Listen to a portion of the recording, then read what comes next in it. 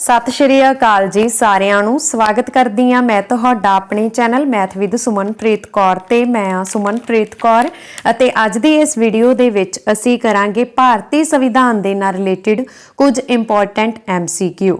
ਹਾਂਜੀ ਜਿਵੇਂ ਕਿ ਤੁਹਾਨੂੰ ਪਤਾ ਹੈ 500 MCQ ਮੈਂ ਤੁਹਾਨੂੰ ਪਹਿਲਾਂ ਕਵਰ ਕਰਵਾਈ ਸੀ ਭਾਰਤੀ ਸੰਵਿਧਾਨ ਦੇ ਨਾਲ ਰਿਲੇਟਡ ਇੰਡੀਅਨ ਪੋਲਿਟੀ ਦੇ ਨਾਲ ਰਿਲੇਟਡ ठीक है। पर उस दे विच की सी कि 500 MCQ दे विच मैं ऑल टॉपिक तुहाडे कवर करते सी भारतीय संविधान दे नाल रिलेटेड। पर बहुत सारे स्टूडेंट्स दे कमेंट आ रहे ने कि भारतीय संविधान दे इकल्ले इकल्ले टॉपिक ते मैं क्लास लगावां तुहाडी ठीक है। तां अज जिहड़ी साडी पहली क्लास आ भारतीय संविधान दी वो असीं लो लैवल तो लैके हाई लैवल तक लगावांगे। बस उस तो पहलां तुसीं 5 मिनट जरूर दिओ तां जो तुहानूं भारतीय संविधान बारे थोड़ा पता चल सके ठीक है। देखो जदों दूजा विश्व युद्ध चल रहा सी उस समय इंग्लैंड का बहुत नुकसान होया। जर्मनी ने लंडन उपर लगातार 15 दिन 15 रात बिना रुके बंब सुट्टे सी। इंग्लैंड नूं पूरी तरह धो दिता। इंग्लैंड दी दुनिया युद्ध तो पूरी दुखी हो गई ते उत्थे दे प्रधान मंत्री सी विंस्टन चर्चिल ठीक है। ते दूजे पासे सी लेबर पार्टी जिस दे नेता सीगे क्लाइमेट एंटली। उन्होंने कहा सी कि जेकर साडी सरकार आवेगी तो असीं भारत नूं सुतंत्र कर देवांगे। जिवें कि तुहानूं पता 1857 का विद्रोह भी होया सी ठीक है।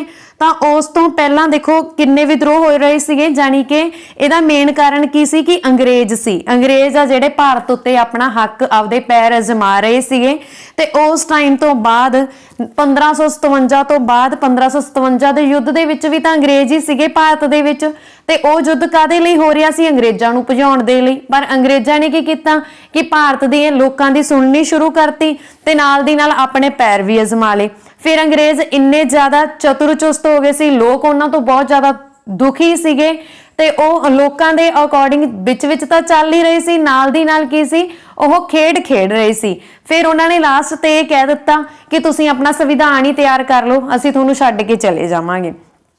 फिर उस टाइम जो दूजा विश्व युद्ध की बारी आई जिवें कि मैं तुहानूं दस्सिया क्लाइमेट एंटली इन्हां ने कहा सी कि तुसीं मेरी हैल्प कर दो भारतीयां नूं कहा सी ते मैं तुहाडी हैल्प तुहाडा संविधान तैयार करने विच करांगा।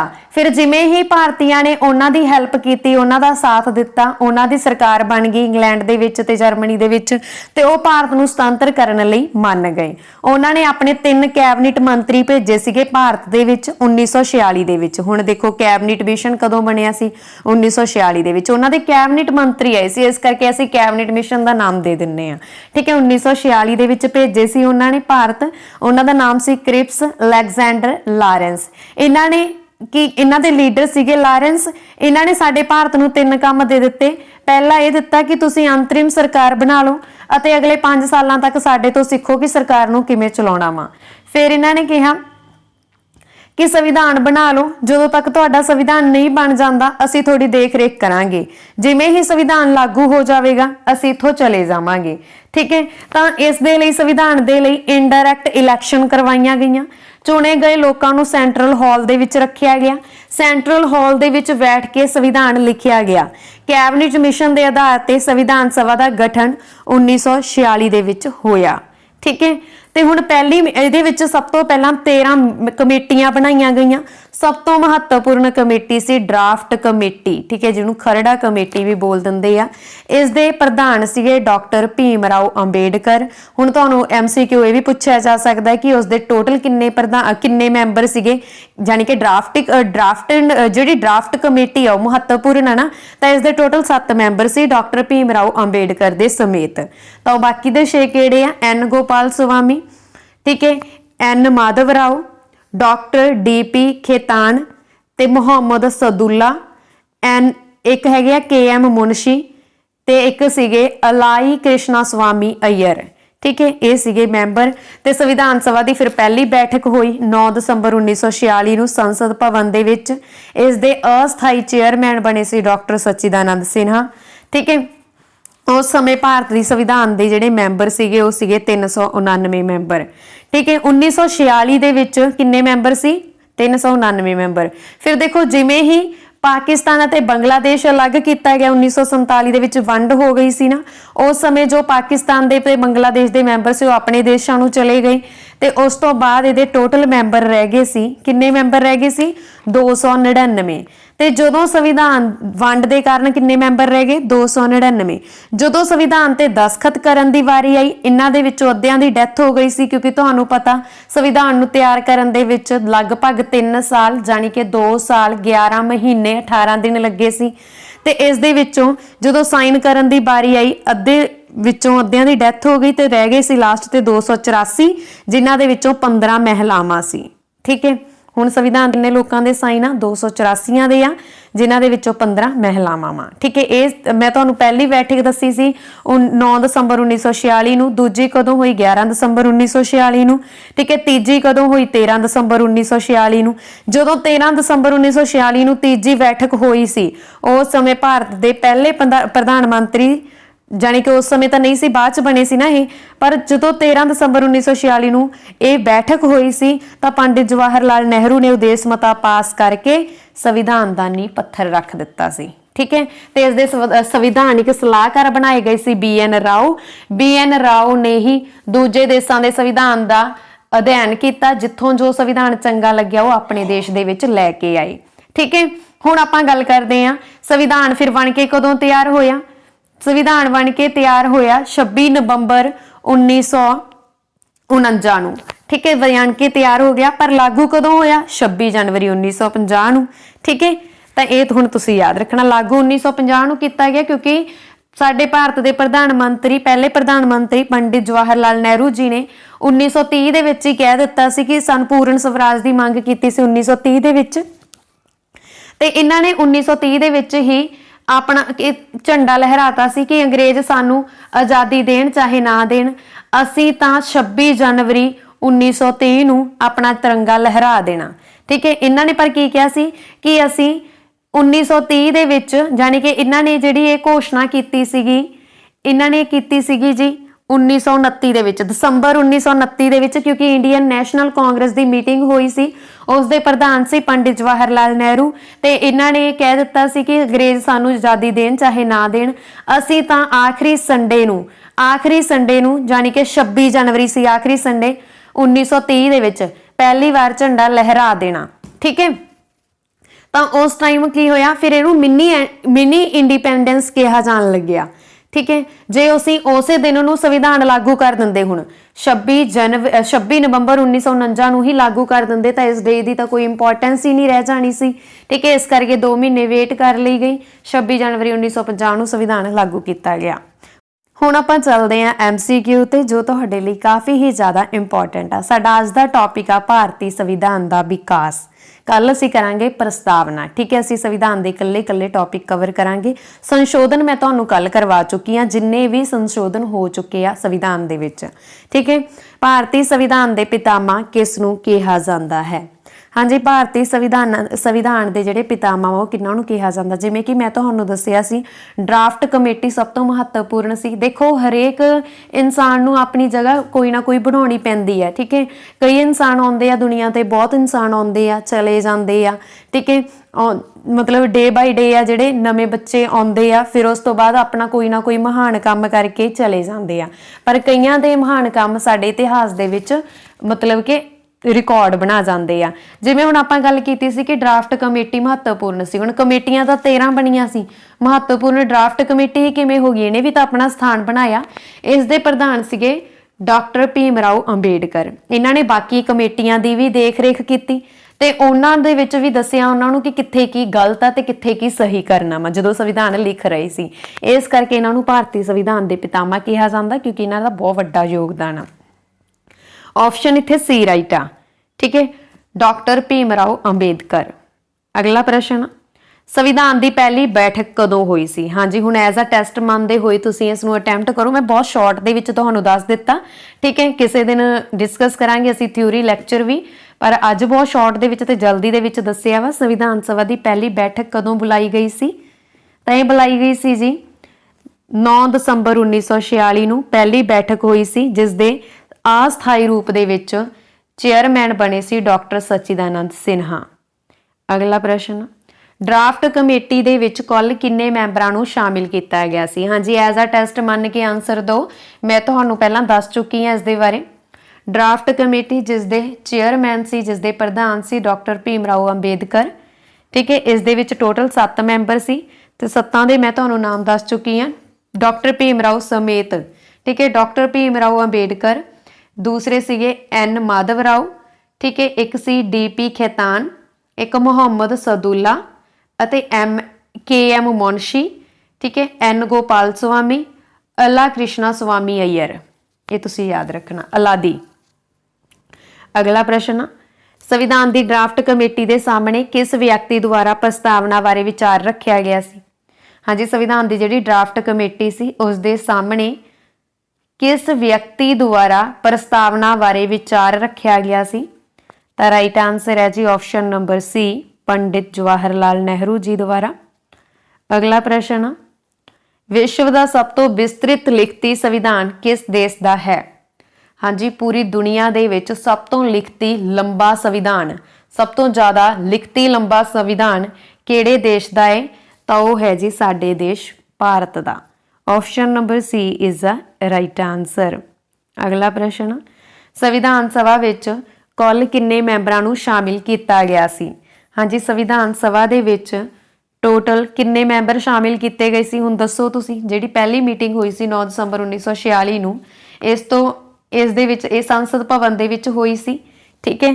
तो इस दे विच किन्ने मैंबरां ने भाग लिया सी? इस तो पहला इंडायरैक्ट वे नाल इलैक्शन भी होई सी, जिहड़ी कि सैंट्रल हॉल दे विच बिठाया गया सी फिर जिन्हां लोकां ने संविधान लिखना सी, ठीक है। तो उस समय मैंबर सीगे जी 399। Option D is the right answer. अगला प्रश्न, संविधान सभा का पहला मुखी कौन सी? हाँ जी, हुण इत्थे ये नहीं लिखिया कि स्थाई आ जां अस्थाई आ, ठीक है। अस्थाई तो सीगे डॉक्टर सचिदानंद सिन्हा, पर असी हुण इत्थे तो उन्होंने पूछया ही नहीं। उन्होंने ये पूछा कि पहला मुखी कौन सी? स्थाई रूप दे विच तां पहले मुखी पक्के तौर पर, ठीक है, पक्के तौर पर तो पहले मुखी डॉक्टर राजिंदर प्रसाद बन गए सी ना, तो इत्थे असी डॉक्टर राजिंदर प्रसाद लिखावांगे। जे उन्होंने अस्थाई पूछया हुंदा फिर असी डॉक्टर सचिदानंद सिन्हा लवाना सी। Option A is the right answer. अगला प्रश्न, भारतीय संविधान का सब तो महत्वपूर्ण स्रोत किहड़ा है? हाँ जी, भारतीय संविधान का जिहड़ा सब तो महत्वपूर्ण सोर्स आ वो की आ? देखो, जो भारतीय संविधान आपां लिखना तैयार हो लिखिया जा रहा सी, तो उस समय जोड़ा साडा भारत आ वो किहदे तहत चल रहा सी? 1935 के अधिनियम के तहत चल रहा सी, ठीक है। तो भारतीय संविधान का जिहड़ा महत्वपूर्ण स्रोत आ वो 1935 ईस्वी का भारत सरकार एक्ट आ। Option D is the right answer. अगला प्रश्न, संविधान के ड्राफ्ट के कुल किन्ने दिन बहस हुई? हाँ जी, जिहड़ा संविधान का खरड़ा तैयार किया गया सी ना, बुक तैयार की गई सी संविधान की, उहदे तो कुल किन्ने दिन बहस चली सी? Very important. तो इहदे ते टोटल 114 दिन बहस चली सी। Option D is the right answer.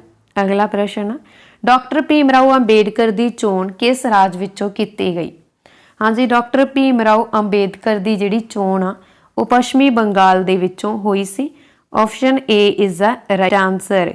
Option A, ठीक है, पश्चिमी बंगाल विचों डॉक्टर भीम राव अंबेडकर की चोण की गई। अगला प्रश्न, संविधानक सभा विच कुल किन्नियां महिलावां मैंबर सन? हाँ जी, मैं तुहानूं ऑलरेडी दस चुकी हाँ कि संविधान सभा दे विच टोटल किन्नियां महिलावां सीगियां मैंबर? तो option D is the right answer, 15।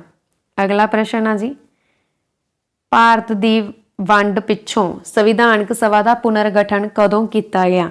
हाँ जी, भारत की वंड के मगरों संविधान सभा का पुनर्गठन होया। जिवें कि मैं तुहानूं दस्सिया 1946 दे विच जदों बैठकां होणीआं शुरू होईआं सी 399 मैंबर सी। फिर जिवें ही पाकिस्तान अते बंगलादेश की वंड हो गई तो 299 मैंबर रह गए सी, ठीक है, 299 मैंबर रह गए सीगे, ठीक है।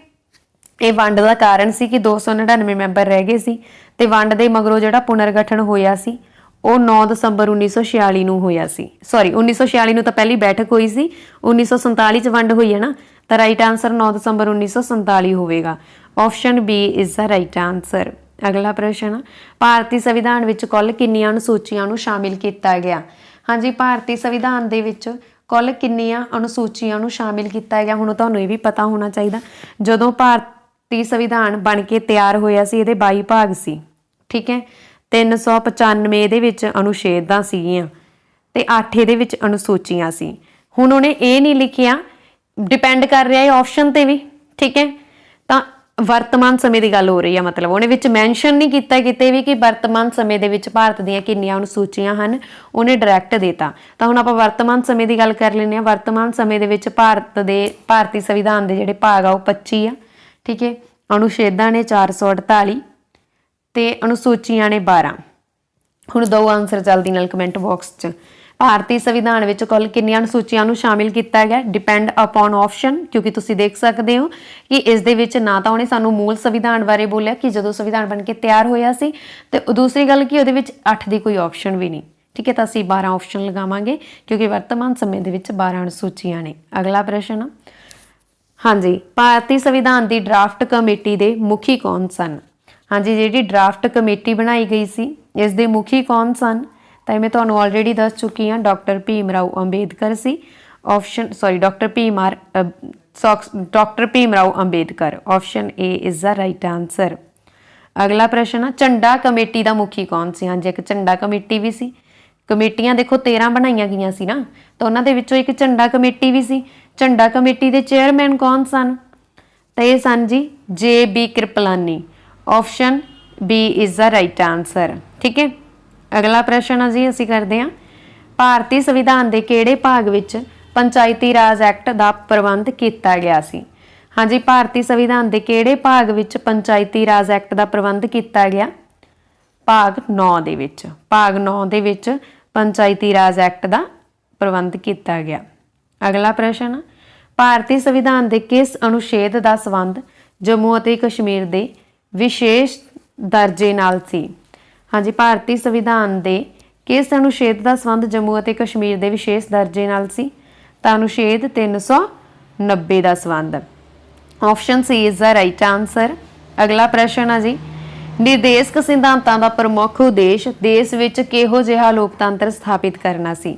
हाँ जी, जिहड़े निर्देशक सिद्धांत आ उन्हां दा प्रमुख उद्देश्य सीगा समाजिक अते आर्थिक लोकतंत्र स्थापित करना, option C is the right answer. अगला प्रश्न, संविधान सभा द्वारा भारत के संविधान नूं कदों अंगीकार किया गया? अंगीकार का मतलब अपनाया गया, ठीक है। संविधान सभा द्वारा भारत के संविधान नूं कदों अपनाया गया? ये भी मैं तुहानूं ऑलरेडी दस चुकी हाँ। अपनाया कदों गया? जदों संविधान बन के तैयार होया सी उदों ही अपना लिया गया। बन के तैयार कदों होया सी? 26 नवंबर 1949 नूं। तो option number A is the right answer. देखो इत्थे अंगीकार लिखा जानी कि अपनाया गया, ठीक है।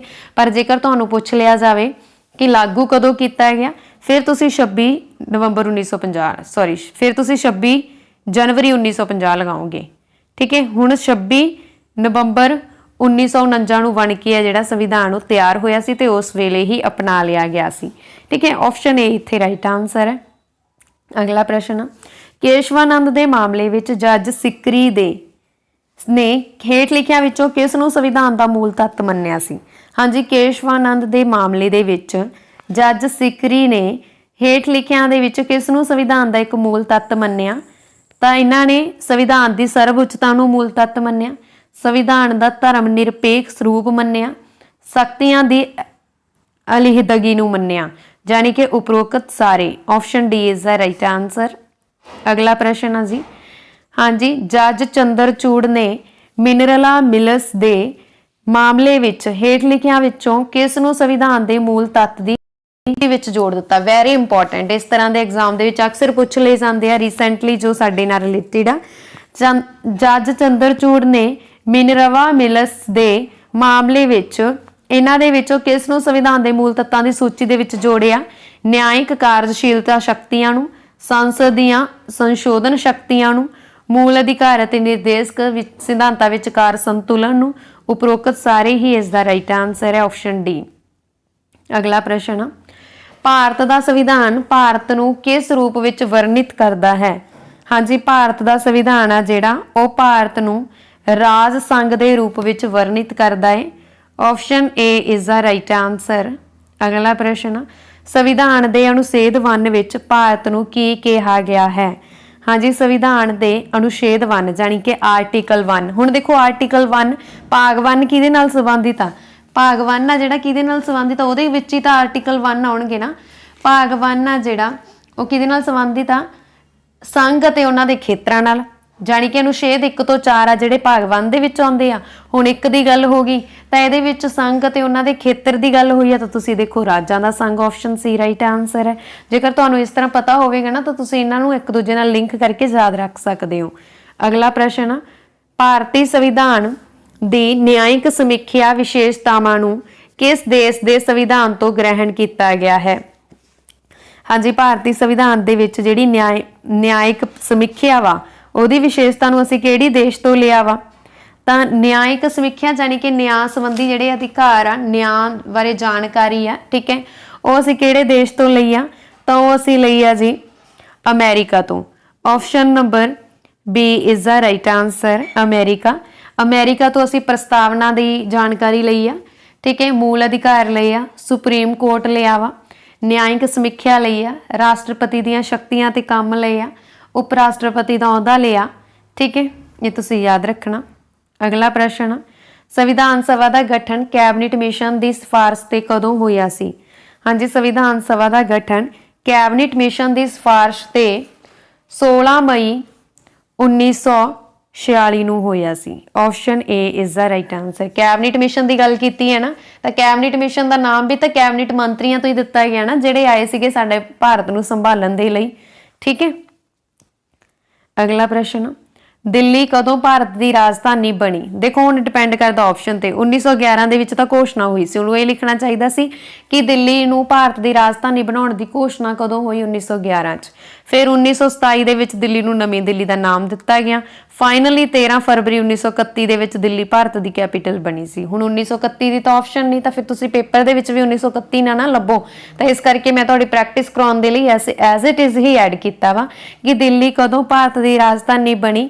ਤਾਂ ਇੱਥੇ ਤੁਸੀਂ ਹੁਣ ਦੇਖੋ ਇਹਨਾਂ ਚੋਂ ਕਿਹੜੀਆਂ ਆਪਸ਼ਨ ਆ, ਤਾਂ ਇਹਨਾਂ ਚੋਂ ਜਾਂ ਤਾਂ 1911 ਜਾਂ 1931, ਤਾਂ ਆਪਸ਼ਨ ਬੀ ਲਗਾਉਂਗੇ। ਜੇ ਅਜੇ ਘੋਸ਼ਣਾ ਕਦੋਂ ਹੋਈ ਫਿਰ ਐਗਜ਼ੈਕਟ 1911 ਲਗਾਉਂਗੇ, ਠੀਕ ਹੈ। ਅਗਲਾ ਪ੍ਰਸ਼ਨ, ਸਮੁੱਚਾ ਸੰਵਿਧਾਨ ਕਦੋਂ ਲਾਗੂ ਹੋਇਆ ਸੀ? ਹਾਂਜੀ, ਸੰਵਿਧਾਨ ਕਦੋਂ ਲਾਗੂ ਹੋਇਆ ਸੀ? ਤਾਂ ਇਹ ਸੰਵਿਧਾਨ ਆ ਜੀ ਜੋ ਲਾਗੂ ਹੋਇਆ ਸੀ 26 ਜਨਵਰੀ 1950 ਨੂੰ, ਠੀਕ ਹੈ। ਅਗਲਾ ਪ੍ਰਸ਼ਨ, ਭਾਰਤ ਕਿਹੜੇ ਸੰਨ ਵਿੱਚ ਸੰਯੁਕਤ ਰਾਸ਼ਟਰ ਸੰਘ ਦਾ ਮੈਂਬਰ ਬਣਿਆ? ਹਾਂਜੀ, ਸੰਯੁਕਤ ਰਾਸ਼ਟਰ ਸੰਘ ਦਾ ਮੈਂਬਰ ਬਣਿਆ ਸੀ ਭਾਰਤ, ਕਿਹੜੇ ਸੰਨ ਦੇ ਵਿੱਚ ਬਣਿਆ? ਤਾਂ ਇਹ ਬਣਿਆ ਸੀ ਜੀ, ਜਲਦੀ ਨਾਲ ਆਨਸਰ ਦਿਓ ਕਮੈਂਟ ਬਾਕਸ ਦੇ ਵਿੱਚ, 1945 ਦੇ ਵਿੱਚ। Option A is the right answer. ਅਗਲਾ ਪ੍ਰਸ਼ਨ, ਸੰਵਿਧਾਨਕ ਸੋਧ ਵਿੱਚ ਕਿਸ ਦਾ ਅਧਿਕਾਰ ਬਰਾਬਰ ਹੈ? ਹਾਂਜੀ, ਸੰਵਿਧਾਨਕ ਸੋਧ ਦੇ ਵਿੱਚ ਕਿਹਦੇ ਅਧਿਕਾਰ ਬਰਾਬਰ ਆ? ਸੰਵਿਧਾਨ ਨੂੰ ਸੰਸ਼ੋਧਨ ਕਰਨ ਦੇ ਵਿੱਚ ਰਾਜ ਸਭਾ ਤੇ ਲੋਕ ਸਭਾ ਦੇ ਜਿਹੜੇ ਅਧਿਕਾਰ ਆ ਉਹ ਬਰਾਬਰ ਨੇ। ਆਪਸ਼ਨ ਨੰਬਰ ਡੀ ਇੱਥੇ ਰਾਈਟ ਆਨਸਰ ਹੈ। ਅਗਲਾ ਪ੍ਰਸ਼ਨ, ਭਾਰਤ ਇੱਕ ਪ੍ਰਭੂਸੱਤਾ ਸੰਪੰਨ ਲੋਕਤੰਤਰੀ ਗਣਰਾਜ ਕਦੋਂ ਬਣਿਆ? ਜਾਣੀ ਕਿ ਭਾਰਤ ਆ ਜਿਹੜਾ ਉਹ ਪ੍ਰਭੂਸੱਤਾ ਸੰਪੰਨ ਦਾ ਮਤਲਬ ਕੀ ਹੈ ਕਿ ਪੂਰਨ ਲੋਕਤੰਤਰ ਗਣਰਾਜ ਕਦੋਂ ਬਣਿਆ ਪੂਰੀ ਤਰ੍ਹਾਂ? ਤਾਂ ਪੂਰੀ ਤਰ੍ਹਾਂ ਕਦੋਂ ਬਣਿਆ? ਜਦੋਂ 26 ਜਨਵਰੀ 1950 ਨੂੰ ਸੰਵਿਧਾਨ ਲਾਗੂ ਹੋ ਗਿਆ ਸੀ। ਪਹਿਲਾਂ ਤਾਂ ਸਾਡੇ ਤੇ ਦੇਖੋ ਕਦੇ ਅੰਗਰੇਜ਼ਾਂ ਨੇ ਹਮਲਾ ਕਰਤਾ, ਕਦੇ ਮੁਗਲ ਆਪਣਾ ਰਾਜ ਮਤਲਬ ਕਿ ਆਪਣਾ ਰਾਜ ਵਿਕਸਿਤ ਕਰੀ ਬੈਠੇ ਸੀਗੇ, ਮਤਲਬ ਕੋਈ ਨਾ ਕੋਈ ਰਾਜਾ ਆਇਆ ਹੀ ਰਹਿੰਦਾ ਸੀਗਾ ਇੱਥੇ। ਕਦੇ ਕਿਹਨੇ ਹਮਲਾ ਕਰਤਾ, ਕੋਈ ਆਪਦਾ ਰਾਜ ਜਮਾ ਲੈਂਦਾ ਸੀ, ਕਦੇ ਕੋਈ, ਠੀਕ ਹੈ। ਉਹ ਫਿਰ ਸਾਡੇ ਤੇ ਆਪਣਾ ਰਾਜ ਚਲਾਉਂਦੇ ਸੀ। ਤਾਂ ਉਸ ਤੋਂ ਬਾਅਦ ਜਦੋਂ ਸੰਵਿਧਾਨ ਲਾਗੂ ਹੋ ਗਿਆ ਸੀ, ਇਹਦਾ ਮਤਲਬ ਸੀ ਕਿ ਹੁਣ ਜੋ ਇੰਡੀਆ ਵਾ ਇਹਦੇ ਸਾਰੇ ਨਾਗਰਿਕ ਸੰਵਿਧਾਨ ਦੇ ਅੰਡਰ ਹੋਣਗੇ, ਜਾਣੀ ਕਿ ਹੁਣ ਉਹਨਾਂ ਤੇ ਕੋਈ ਵੀ ਬਾਹਰੋਂ ਆ ਕੇ ਤੀਜਾ ਬੰਦਾ ਅਤਿਆਚਾਰ ਨਹੀਂ ਕਰ ਸਕਦਾ, ਆਪਦਾ ਹੱਕ ਨਹੀਂ ਅਜਮਾ ਸਕਦਾ। ਹੁਣ ਸਿਰਫ ਤੇ ਸਿਰਫ ਭਾਰਤ ਦਾ ਰਾਸ਼ਟਰਪਤੀ ਹੋਵੇਗਾ ਤੇ ਭਾਰਤ ਦੇ ਪ੍ਰਧਾਨ ਮੰਤਰੀ ਹੋਣਗੇ ਜਿਹੜੇ ਕਿ ਆਪਣੇ ਦੇਸ਼ ਨੂੰ ਚਲਾਉਣਗੇ, ਤੇ ਉਹ ਵੀ ਵੰਸ਼ਵਾਦੀ ਨਹੀਂ ਹੋਊਗਾ, ਆਉਂਦਾ ਲੋਕਾਂ ਦੁਆਰਾ ਚੁਣੇ ਜਾਣਗੇ ਉਹ, ਠੀਕ ਹੈ। ਤਾਂ ਸੰਵਿਧਾਨ ਆ ਜਿਹੜਾ ਬਣਿਆ ਮਤਲਬ ਕਿ ਹੁਣ ਅਸੀਂ ਸੁਤੰਤਰ ਹੋ ਗਏ ਸੀ, ਇਹਦਾ ਮਤਲਬ ਇਹ ਬਣ ਗਿਆ ਸੀ, ਠੀਕ ਹੈ ਜੀ। ਇਹ ਹੁਣ ਤੁਸੀਂ ਯਾਦ ਰੱਖਿਓ। ਤਾਂ ਦੇਖੋ ਇਹਦਾ ਹੀ ਮੀਨਿੰਗ ਇਹ ਹੋ ਗਿਆ ਸੀਗਾ ਕਿ ਹੁਣ ਜਿਹੜਾ ਸਾਡਾ ਸੰਵਿਧਾਨ ਆ, ਸੰਵਿਧਾਨ ਦੇ ਅੰਡਰ ਹੀ ਪੂਰਾ ਦੇਸ਼ ਚੱਲੇਗਾ, ਠੀਕ ਹੈ। ਕੋਈ ਵੀ ਆ ਕੇ ਹਮਲਾ ਨਹੀਂ ਕਰ ਪਾਊਗਾ। ਜੋ ਵੀ ਸੰਵਿਧਾਨ ਦੇ ਵਿੱਚ ਕਾਨੂੰਨ ਬਣਾਏ ਗਏ ਉਹ ਸਾਰੇ ਨਾਗਰਿਕਾਂ ਦੇ ਲਈ ਸੇਮ ਹੋਣਗੇ, ਠੀਕ ਹੈ। ਜੇ ਕੋਈ ਆਪਾਂ ਕਹਿ ਸਕਦੇ ਹਾਂ ਕੋਈ ਜੁਰਮ ਕਰਦਾ, ਉਹਨੂੰ ਉਹਦੇ ਲਈ ਉੱਦਾਂ ਦੇ ਜ਼ੁਲਮ ਦੇ ਲਈ ਉਹਨੂੰ ਸਜ਼ਾ ਦਿੱਤੀ ਜਾਵੇਗੀ, ਠੀਕ ਹੈ। ਸਾਰਾ ਮਤਲਬ ਕਿ ਸੰਵਿਧਾਨ ਦੇ ਤਹਿਤ ਹੋਣਾ ਸ਼ੁਰੂ ਹੋ ਗਿਆ ਸੀਗਾ। ਤਾਂ ਹੁਣ ਦੇਖੋ ਅਗਲਾ ਪ੍ਰਸ਼ਨ, ਸੰਵਿਧਾਨ ਸਭਾ ਦਾ ਪਹਿਲਾ ਸਮਾਗਮ ਕਿੱਥੇ ਹੋਇਆ ਸੀ? हाँ जी, संविधान सभा का जिहड़ा पहला समागम आ, मैं तुहानूं दस्सिया पहली मीटिंग पहला समागम ठीक है कित्थे होया? नवीं दिल्ली दे विच। नवीं दिल्ली दे संसद भवन दे विच ही होया सी ना। Option D is the right answer. अगला प्रश्न, साडे संविधान की 8वीं अनुसूची विच हुण किन्नियां भाषावां नूं मानता प्राप्त आ? हाँ जी, 22 भाषावां नूं मानता प्राप्त आ संविधान की 8वीं अनुसूची च। Option D is the right answer. अगला प्रश्न, संविधान सभा की प्रधानगी किस द्वारा की गई सी?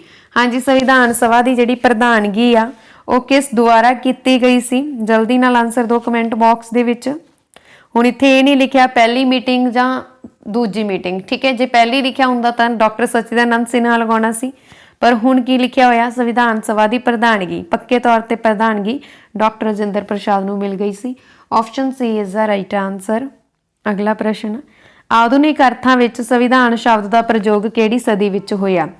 हाँ जी, आधुनिक अर्थां दे विच जदों अंग्रेज़ां ने कह दित्ता सी कि तुसीं अपना संविधान बना लो, असीं इत्थों चले जावांगे, तां उन्हां ने किहड़ी सदी दे विच कहा सी? 18वीं सदी। 18वीं सदी किहड़ी आ? 18वीं सदी आ 1700 तो लैके 1800 तक, इहनूं असीं 18वीं सदी बोलदे हां। Option A is the right answer. अगला प्रश्न, चीन का संविधान किस विचारधारा ते आधारित है? हाँ जी, जिहड़ा चीन का संविधान है ना ये किहड़ी विचारधारा ते आधारित आ? सामवादी ते। Option D C is the right answer. तो साडा भारत भी सामवादी विचारधारा ते ही आधारित आ, ठीक है। पर चीन तो असीं कुछ भी नहीं लिया, चीन तो असीं संविधान अडॉप्ट नहीं किया। अगे भारत का संविधान किस तरह का है? हाँ जी, भारत का संविधान है जिहड़ा वो किस ते आधारित आ? तां भारत का संविधान सामवादी ते आधारित आ। Option B is the right answer. अगला प्रश्न, भारतीय संविधान का स्रोत की है? हाँ जी, भारतीय संविधान का जिहड़ा स्रोत आ वो की आ?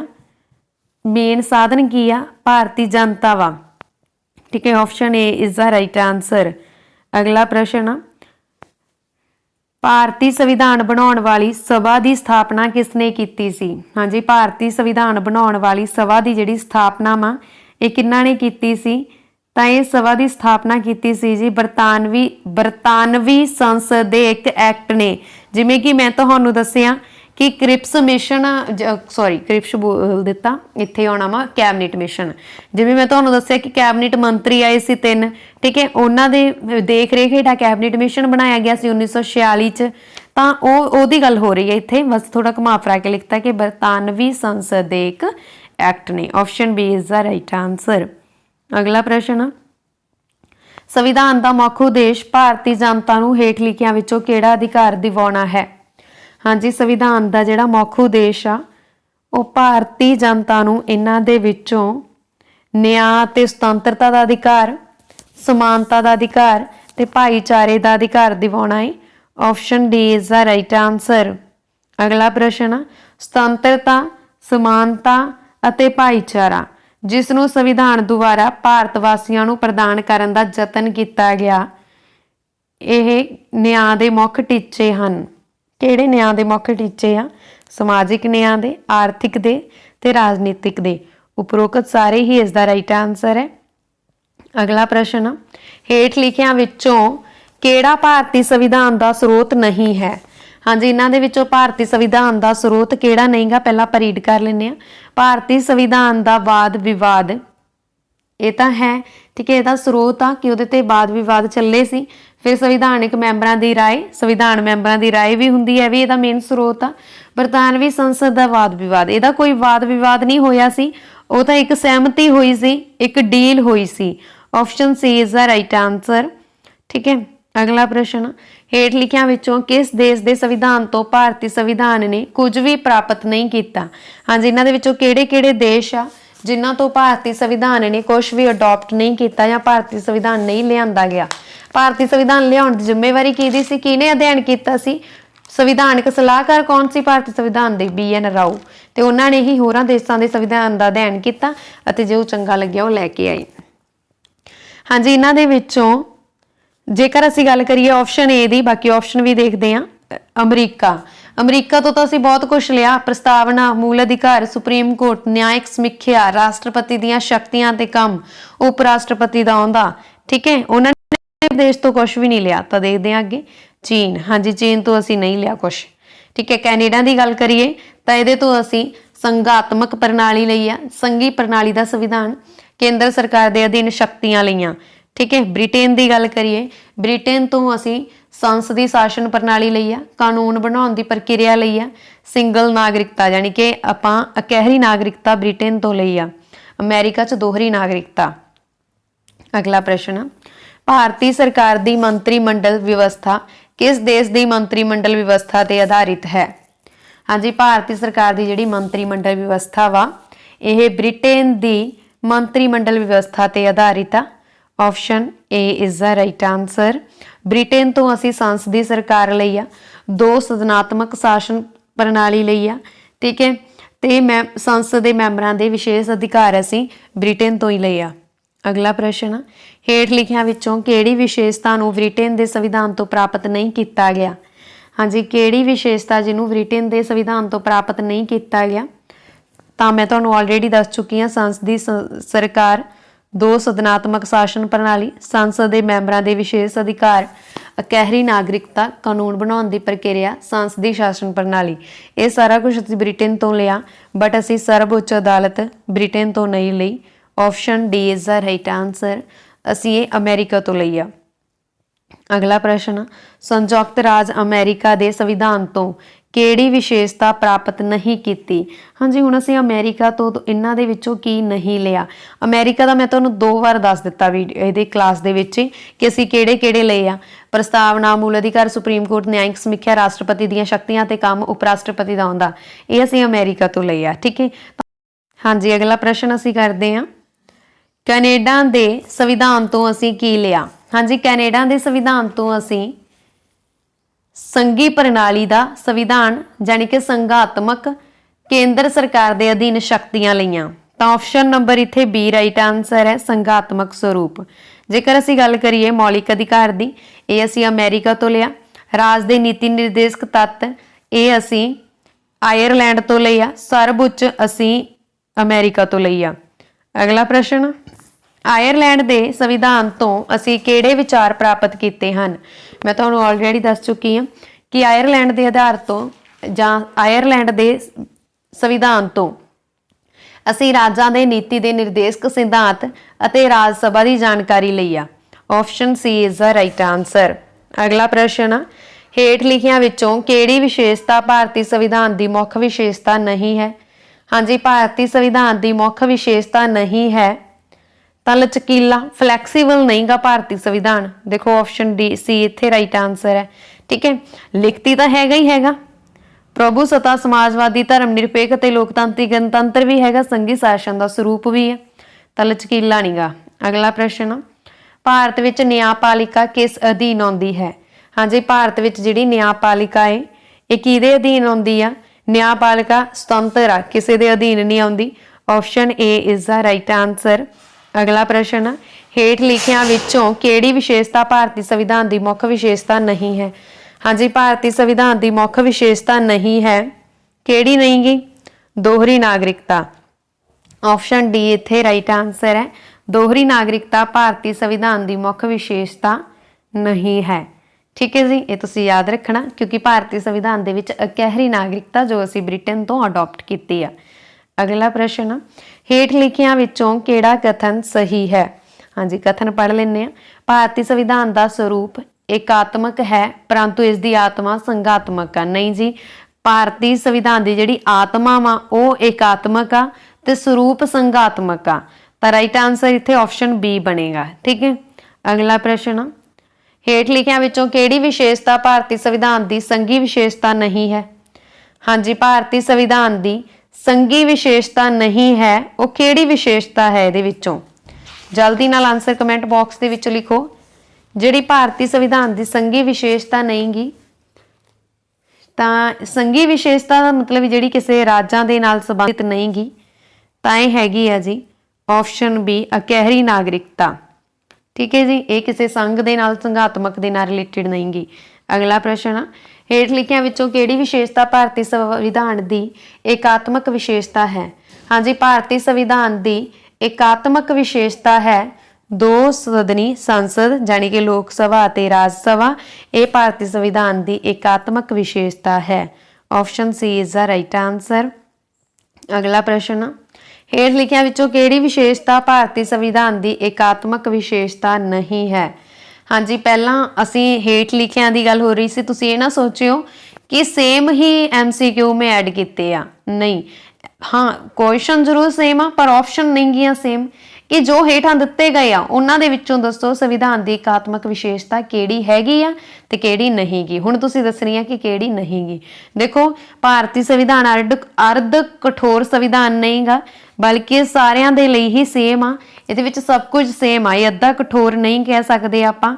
बाकी सब कुछ हैगा वा भारतीय संविधान ਦੀਆਂ विशेषतावां ने कि केंद्र सरकार ਦੀਆਂ ਵਧੇਰੇ शक्तियां ਤੇ ਰਾਜ ਸਭਾ ਵਿੱਚ असमान प्रतिनिधित्व, ਰਾਜਾਂ ਤੇ ਰਾਜਪਾਲਾਂ ਦੀ ਨਿਯੁਕਤੀ ਰਾਸ਼ਟਰਪਤੀ ਦੁਆਰਾ ਹੁੰਦੀ ਆ। ਠੀਕ ਹੈ, ਹੁਣ ਦੇਖੋ ਜਿਹੜੀ एकात्मक विशेषता ਵਾ ਇਹ ਭਾਰਤੀ ਸੰਵਿਧਾਨ ਦੀ ਜਿਹੜੀ ਵਿਸ਼ੇਸ਼ਤਾ ਵਾ ਆਪਾਂ ਕਹਿ ਸਕਦੇ ਆ। ਉਹਨਾਂ ਨੇ ਪੁੱਛਿਆ ਕਿ ਨਹੀਂ ਹੈ ਤਾਂ ਨਹੀਂ ਹੈ ਚ ਆਪਸ਼ਨ ਏ ਰਾਈਟ ਆ। ਠੀਕ ਹੈ ਜੀ, ਅਗਲਾ ਪ੍ਰਸ਼ਨ, ਹੇਠ ਲਿਖਿਆਂ ਵਿੱਚੋਂ ਕਿਹੜੀ ਵਿਸ਼ੇਸ਼ਤਾ ਸਾਡੇ ਸੰਵਿਧਾਨ ਨੂੰ एकात्मक ਸਰੂਪ ਪ੍ਰਦਾਨ ਕਰਦੀ ਹੈ?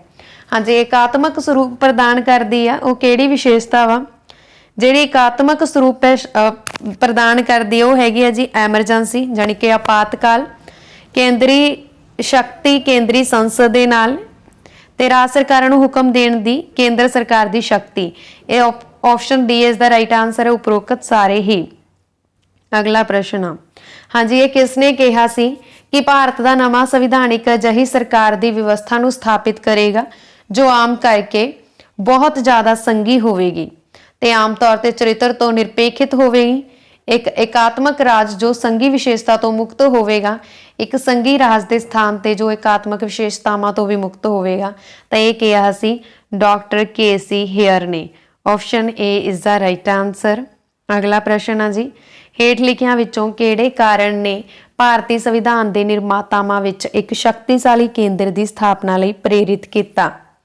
ਹਾਂਜੀ, ਇਹਨਾਂ ਦੇ ਵਿੱਚੋਂ ਕਿਹੜੇ ਨਿਰਮਾਤਾ ਜਾਨੀ ਕਿ ਜਿਹੜੇ ਭਾਰਤੀ ਸੰਵਿਧਾਨ ਬਣਾ ਰਹੇ ਸੀ ਉਹ ਇਹਨਾਂ ਦੇ ਵਿੱਚੋਂ ਕੌਣ ਆ ਜਿਨ੍ਹਾਂ ਨੇ ਇੱਕ ਸ਼ਕਤੀਸ਼ਾਲੀ ਕੇਂਦਰ ਦੀ ਸਥਾਪਨਾ ਲਈ ਪ੍ਰੇਰਿਤ ਕੀਤਾ? ਤਾਂ ਇਹ ਕੀਤਾ ਜੀ ਪੂਰੇ ਦੇਸ਼ ਦੇ ਸਮਾਨ ਰੂਪ ਨਾਲ ਵਿਕਾਸ ਅਤੇ ਉન્નਤੀ। ਪੂਰਾ ਦੇਸ਼ ਹੀ ਸਾਡਾ ਇੰਨਾ ਭੜਕ ਉੱਠਿਆ ਸੀਗਾ, ਜਾਨੀ ਕਿ ਆਪਾਂ ਕਹਿ ਸਕਦੇ ਹਾਂ ਕਿ ਜਿਹੜਾ 1857 ਦਾ ਵਿਦਰੋਹ ਸੀ ਉਹ ਨਾ ਤਾਂ ਸਿੱਖਾਂ ਤੇ ਮੁਗਲਾਂ ਦਾ ਸੀਗਾ, ਨਾ ਤਾਂ ਹਿੰਦੂਆਂ ਤੇ ਮੁਗਲਾਂ ਦਾ ਸੀ, ਕਿਸੇ ਜਾਤ ਪਾਤ ਦਾ ਨਹੀਂ ਆਪਾਂ ਕਹਿ ਸਕਦੇ। ਠੀਕ ਹੈ, ਉਹ ਸੀਗਾ ਪੂਰੇ ਦੇ ਪੂਰੇ ਭਾਰਤੀਆਂ ਦਾ। ਉਹਨਾਂ ਨਾਲ ਸੀਗਾ 1857 ਦੇ ਵਿੱਚ ਕਿ ਉਹਨਾਂ ਦਾ ਇੱਕੋ ਮਤਲਬ ਬਣ ਗਿਆ ਸੀ ਕਿ ਅੰਗਰੇਜ਼ਾਂ ਨੂੰ ਭਾਰਤ ਤੋਂ ਬਾਹਰ ਕਰਨਾ। ਠੀਕ ਹੈ, ਤਾਂ ਪੂਰਾ ਦੇਸ਼ ਹੀ ਜਦੋਂ ਇਕਜੁੱਟ ਹੋ ਗਿਆ ਸੀ, ਉਹਨਾਂ ਤੋਂ ਤੰਗ ਆ ਕੇ ਸਾਰੇ ਇਕੱਠੇ ਹੋ ਗਏ ਸੀ ਇਹ। ਤਾਂ ਇਹਦਾ ਮਤਲਬ ਕੀ ਹੈ ਕਿ ਭਾਰਤੀ ਸੰਵਿਧਾਨ ਦੇ ਨਿਰਮਾਤਾਵਾਂ ਇੱਕ ਸ਼ਕਤੀਸ਼ਾਲੀ ਕੇਂਦਰ ਦੀ ਸਥਾਪਨਾ ਲਈ ਪ੍ਰੇਰਿਤ ਕੀਤਾ ਸੀਗਾ। ਨਿਰਮਾਤਾਵਾਂ ਮਤਲਬ ਜਿਹੜੇ ਭਾਰਤੀ ਸੰਵਿਧਾਨ ਬਣਾ ਰਹੇ ਸੀ ਉਹਨਾਂ ਨੂੰ ਇੱਕ ਸ਼ਕਤੀਸ਼ਾਲੀ ਕੇਂਦਰ ਦੀ ਸਥਾਪਨਾ ਲਈ ਪ੍ਰੇਰਿਤ ਕੀਤਾ ਸੀ ਪੂਰੇ ਦੇਸ਼ ਦੇ ਸਮਾਨ ਰੂਪ ਨਾਲ ਵਿਕਾਸ ਅਤੇ ਉન્નਤੀ ਨੇ। Option C is the right answer. ਅਗਲਾ ਪ੍ਰਸ਼ਨ, ਹੇਠ ਲਿਖਿਆਂ ਵਿੱਚੋਂ ਕਿਹੜਾ ਕਥਨ ਠੀਕ ਹੈ? ਹਾਂਜੀ, ਇਹਨਾਂ ਦੇ ਵਿੱਚੋਂ ਕਿਹੜਾ ਕਥਨ ਠੀਕ ਆ? ਤੁਸੀਂ ਦੇਖੋ ਛੋਟੀਆਂ ਕਲਾਸਾਂ ਦੇ ਵਿੱਚ ਇੱਕੋ ਇੱਕ ਲਾਈਨ ਲਿਖੀ ਹੁੰਦੀ ਸੀ ਜਦੋਂ ਅਸੀਂ ਬੁੱਕ ਖੋਲਦੇ ਸੀ ਪੋਲਿਟੀ ਦੇ ਨਾਲ ਰਿਲੇਟਡ, ਠੀਕ ਹੈ, ਨਾਗਰਿਕ ਸ਼ਾਸਤਰ ਦੇ ਨਾਲ ਰਿਲੇਟਡ, ਕਿ ਭਾਰਤ ਇੱਕ ਧਰਮ ਨਿਰਪੇਖ ਰਾਜ ਹੈ। ਤਾਂ option A the right answer ਹੈ। ਅਗਲਾ ਪ੍ਰਸ਼ਨ, ਹੇਠ ਲਿਖਿਆਂ ਵਿੱਚੋਂ ਕਿਹੜਾ ਠੀਕ ਨਹੀਂ ਹੈ? ਤਾਂ ਹਾਂਜੀ, ਕਿਹੜਾ ਠੀਕ ਨਹੀਂ ਗਾ ਇਹਨਾਂ ਦੇ ਵਿੱਚੋਂ ਪਹਿਲਾਂ ਪੜ੍ਹ ਲੈਂਦੇ ਹਾਂ। ਸਾਡਾ ਸੰਵਿਧਾਨ ਭਾਰਤ ਦੇ ਕਿਸੇ ਵੀ ਨਾਗਰਿਕ ਦੇ ਨਾਲ ਰੁਜ਼ਗਾਰ ਦੇ ਮਾਮਲੇ ਵਿੱਚ ਲੋਕ ਸੇਵਾ ਅਤੇ ਦੂਜੇ ਲੋਕ ਦਫ਼ਤਰਾਂ ਵਿੱਚ ਧਰਮ ਦੇ ਆਧਾਰ ਤੇ ਕੋਈ ਭੇਦਭਾਵ ਨਹੀਂ ਕਰਦਾ। ਇਹ ਤਾਂ ਠੀਕ ਹੈ। ਠੀਕ ਹੈ, ਤੇ ਉਹਨਾਂ ਨੇ ਪੁੱਛਿਆ ਕਿਹੜਾ ਠੀਕ ਨਹੀਂ ਹੈ? ਸਾਡਾ ਸੰਵਿਧਾਨ ਸਿਖਲਾਈ ਸੰਸਥਾਵਾਂ ਨੂੰ ਧਾਰਮਿਕ ਨਿਰਦੇਸ਼ ਹੁਕਮ ਦੇਣ ਤੋਂ ਮਨਾ ਕਰਦਾ ਹੈ। ਇਹ ਗਲਤ ਹੈ। ਠੀਕ ਹੈ, ਇਹ ਠੀਕ ਨਹੀਂ ਗਾ। ਤਾਂ ਆਪਸ਼ਨ ਬੀ ਇੱਥੇ ਰਾਈਟ ਆਂਸਰ ਹੈ।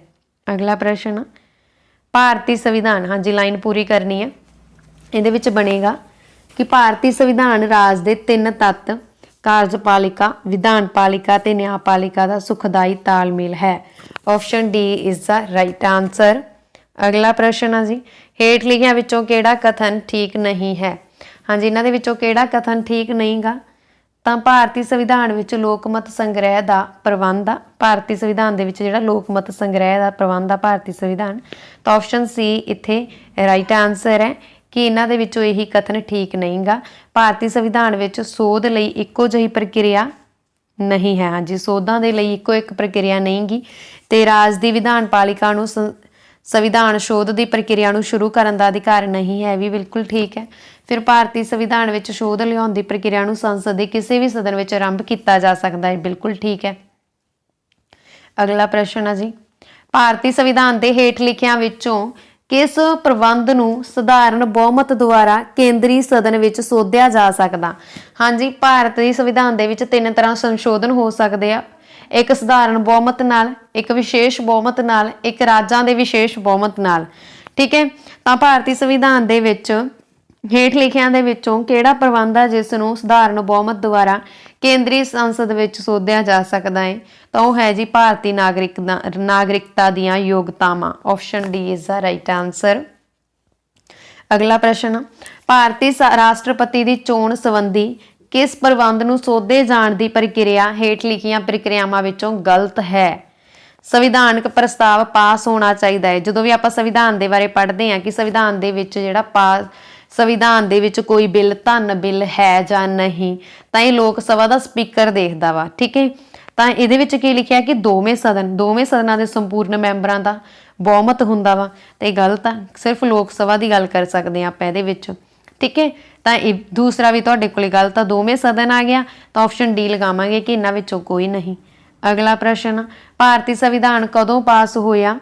हाँ जी, भारतीय संविधान जदों पास होया तो उस विच किन्ने अनुच्छेद अते धारावां सन? हाँ जी, भारतीय संविधान जदों पास होया वा तो उस दे विच 395 अनुच्छेद ते 5 धारावां सन।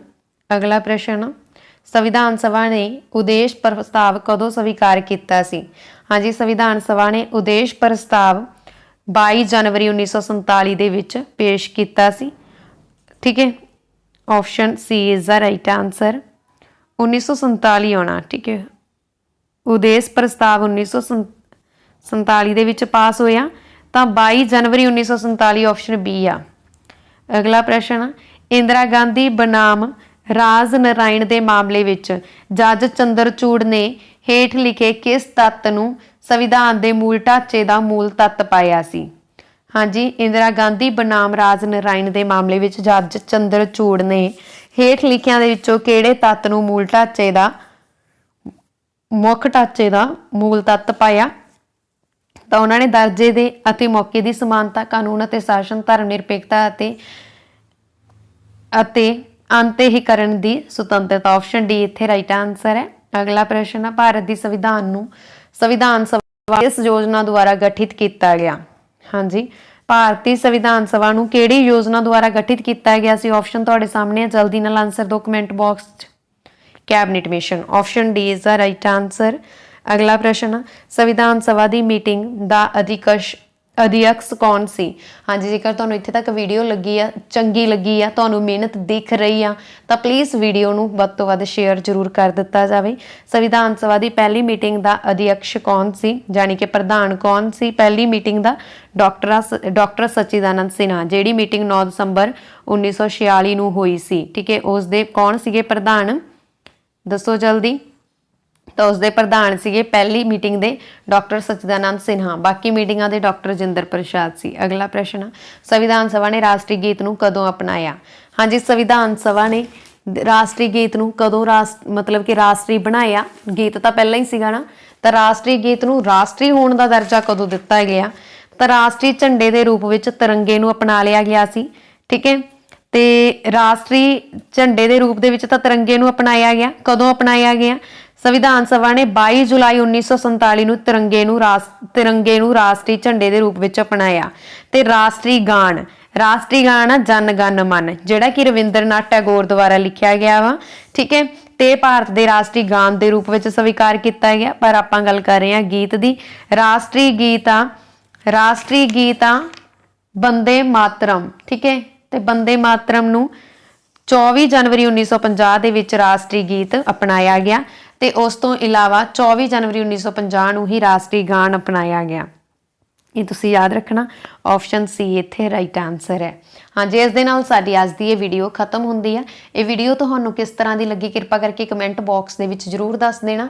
ਜੇਕਰ ਵੀਡੀਓ ਚੰਗੀ ਲੱਗੀ ਹੋਵੇ ਤਾਂ ਪਲੀਜ਼ ਵੀਡੀਓ ਨੂੰ ਲਾਈਕ ਅਤੇ ਸ਼ੇਅਰ ਜ਼ਰੂਰ ਕਰ ਦੇਣਾ। ਧੰਨਵਾਦ ਜੀ, ਥੈਂਕਸ ਫॉर ਵਾਚਿੰਗ।